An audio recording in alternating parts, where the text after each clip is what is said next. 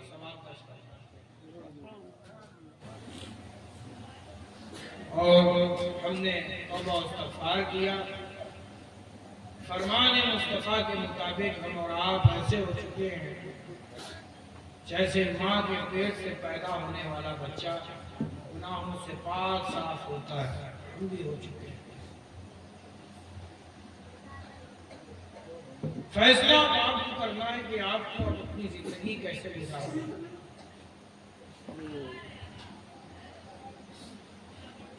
اگر آپ چاہتے ہیں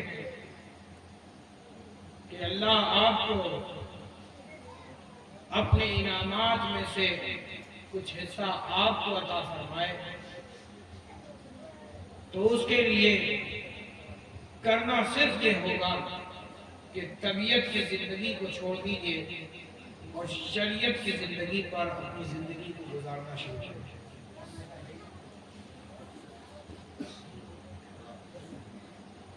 لیکن اگر آپ چاہتے ہیں کہ آپ کو اللہ تبارک و تعالی اپنے چاہو جلال کا، اپنے قہر و غضب کا مزہ چکھائے تو سن لیجئے، آپ کو کچھ نہیں کرنا ہے، شریعت کو چھوڑ دیجئے، طبیعت پر زندگی گزارنا شروع کر دیجئے۔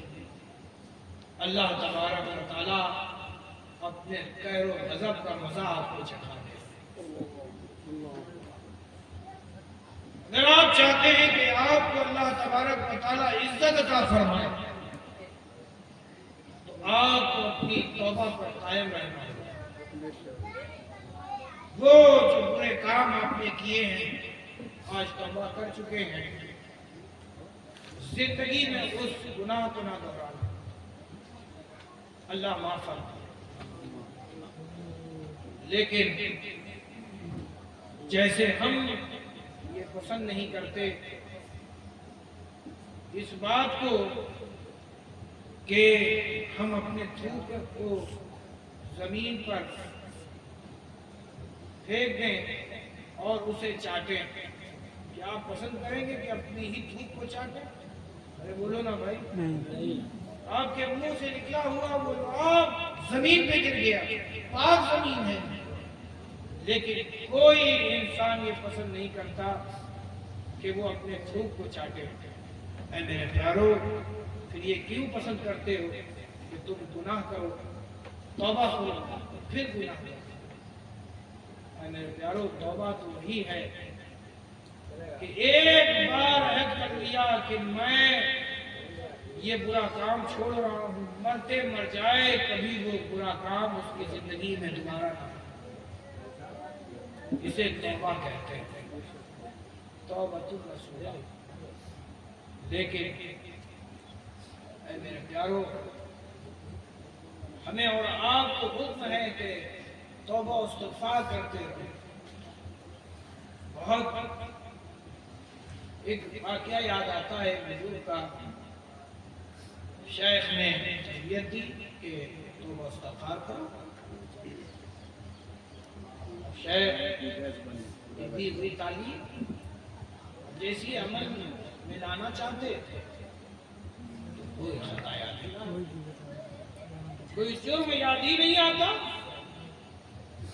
تو وہ بات اور وہ کیفیت جو ایک مومن کو شرمندگی سے حاصل ہوتی ہے وہ انہیں حاصل نہیں ہوتی۔ بڑے پریشان تھے، شیخ نے کہا کہ توبہ استغفار کرو، لیکن اس توبہ استغفار میں مجھے مزہ نہیں آ رہا، جب یاد کرنے بیٹھتے تو کوئی خطا یاد نہیں آتی۔ بڑے پریشان ہوئے، بیٹھ گئے اسی فکر میں، وہ ایک درخت سے ٹیک لگا کر لیٹ گئے۔ کچھ وقت گزرا، اسی خیال میں کہ کوئی ایک خطا یاد آ جائے تو بے خیالی میں ایک پتے کا سوکھا ہوا تنکا ان کے ہاتھ میں آیا۔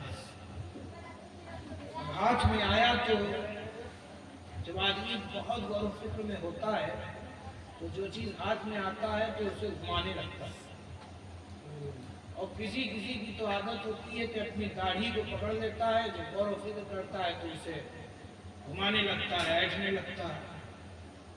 کچھ نہیں ملتا تو اپنی انگلی ہی کو دبانے لگتا ہے. بہت غوروں سے گھومے تھے, تنکا آ گیا, گھمانے لگے یہاں تک کہ وہ تنکا ٹوٹ گیا. اب جیسی ٹوٹا توجہ گئی اس تنکے کی طرف, کہا اے اللہ یہ مجھ سے کیا ہو گیا, بڑی خطا ہو گئی, یہ نہ جانے تیرے کس بندے کا لگایا ہوا یہ درخت کا, نہ جانے اس درخت کا کون مالک تھا, میں نے تو اس میں اس بندے کے اس سوکھے ہوئے تنے کا میں نے نقصان کر دیا ہے, بڑی خطا ہو گئی, بڑا جرم ہو گیا. یہاں تک کر ان پر ایسی کیفیت ہوئی کہ وہ اسی کیفیت میں فوت کر گئے. انا للہ و انا الیہ راجعون. اے میرے پیارو, اللہ کے حضور ہماری پکڑ ہوگی, گرفت ہوگی. آج ہم اس بات کو بھولے ہوئے, ایسا لگتا ہے کہ جیسے ہم نے اپنی پوری زندگی اسی دنیا میں گزار دی, ہمیں تو موت آنی ہی نہیں.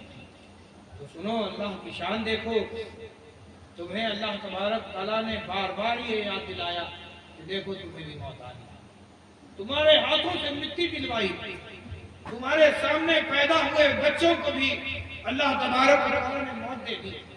وہ جو تم سے پہلے آئے, وہ جو تمہارے بعد آئے, تم سے پہلے مٹی میں مل گئے. یہ پھر کیسے تم خیال کر سکتے ہو کہ تمہیں ہمیں موت نہیں آئے؟ کیا خبر کہ آج ان میں سے کوئی اپنے گھر تک نہ پہنچے اور اسے کیا خبر.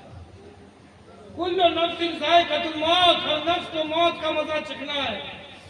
نہیں کوئی کہہ سکتا کہ ہم فجر کی نماز پڑھ بھی پائیں گے یا نہیں.